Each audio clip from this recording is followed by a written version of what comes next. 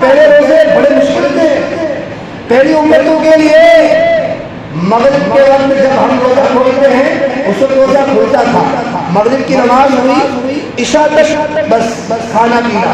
عشاء کے بعد شروع ہو جاتا ہے جیسے عشاء کی نماز. اگر کوئی سو گیا وقت شروع ہو گیا. اگر کسی کو مغرب کے بعد نیند لگ گئی اس کے روزے کا وقت شروع ہو سے نہیں کر سکتا. عشاء تک چل رہا ہے تو عشاء سے پہلے اسے نہیں کر سکتا ہے. عشاء کے بعد معاملہ ختم. ایک صحابی جس کا نام حضرت قیس رضی اللہ تعالی صحابی رسول ہے وہ مزدوری کرا کرتے ہیں.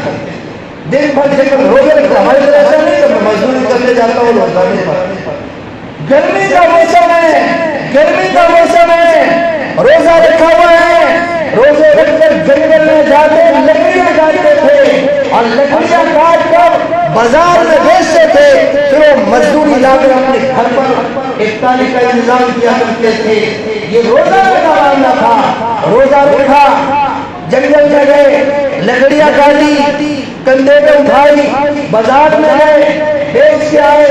شام کا وقت ہوا گھر پہ تشریف لائے کچھ سامان لیا عورت کو کہا کہ افطاری کا انتظام کیجیے. افطاری کر لی. مغرب کے بعد تھوڑی دیر میں لیٹ جاتا ہوں. تھوڑی دیر کے لیے لیٹے آنکھ لگ گئی. بیوی نے دیکھا کہ میرے شوہر تو سو گئے اور ادھر عشاء کا وقت ہو گیا.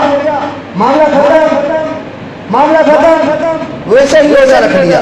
کیا رکھ لیا بھائی؟ ایسے ہی روزہ رکھ لیا بغیر سے. دوسرے دن پھر اٹھے پھر جنگل میں گئے لکڑیاں کاٹی کندھے میں اٹھائی بازار میں لائے بیچا. جو ملا تھا گھر میں لائے راجے نے اپنی عورت کو دیا. افطاری کا انتظام ہوا تھوڑی سی افطاری کر لی. اب 2 دن کی مزدوری کا تھکان تھی. پھر ان کو تھوڑے سے بیٹھے تو آنکھ لگ گئی. اللہ کرنا تھا کچھ معاملہ. پھر سو گئے. پھر بھی گھبرائی اٹھا ہو گیا دوسرا کچھ ہے کچھ نے کھایا ہے. پھر انہوں نے ہمت نہیں لگائی ہے. ہم ہمت مان لیتے ہیں.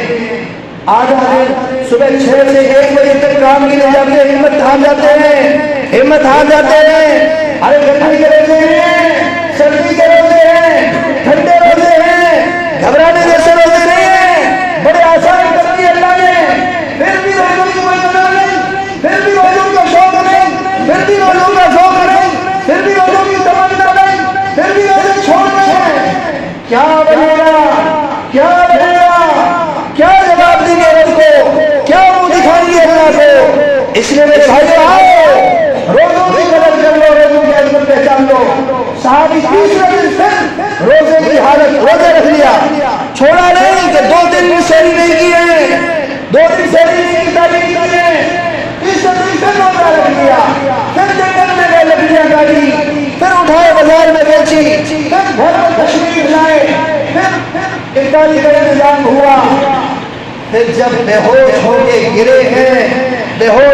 گرے ہیں اللہ نے آیت اتار دی.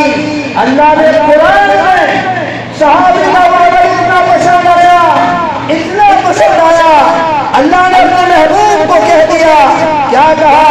یرید اللہ بکم اليسر ولا یرید بکم العسر ولتکملوا العدة ولتكبروا اللہ علی ما ہداکم ولعلکم تشکرون. آگے اللہ نے فرمایا وَكُلُوا وَاشْرَبُوا حَتَّى يَتَبَيَّنَ لَكُمُ الْخَيْطُ الْأَبْيَضُ مِنَ الْخَيْطِ الْأَسْوَدِ مِنَ الْفَجْرِ. یہ اللہ نے وقت بتلا دیا. اے میرے محبوب تو میرا نبی محبوب ہے. تیری امت بھی بڑی محبوب ہے اور تیری امت کا یہ فرض تیرا صحابی کتنا مشقت اٹھا رہا ہے. اللہ نے سارا منظر دیکھا ہے. اب میں نے تمہاری امت کے لیے آسانی کر دی. کہہ دو امت کو کھاؤ کلوا وکلوا واشربوا حتى يتبين لكم الخيط الأبيض من الخيط الأسود. اللہ نے قرآن میں کہا من الخيط الأسود.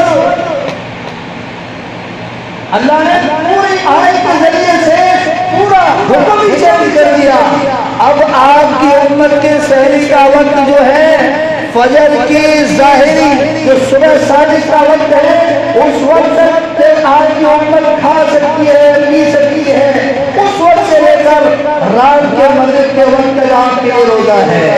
اب عشاء کا وقت نہیں ہے،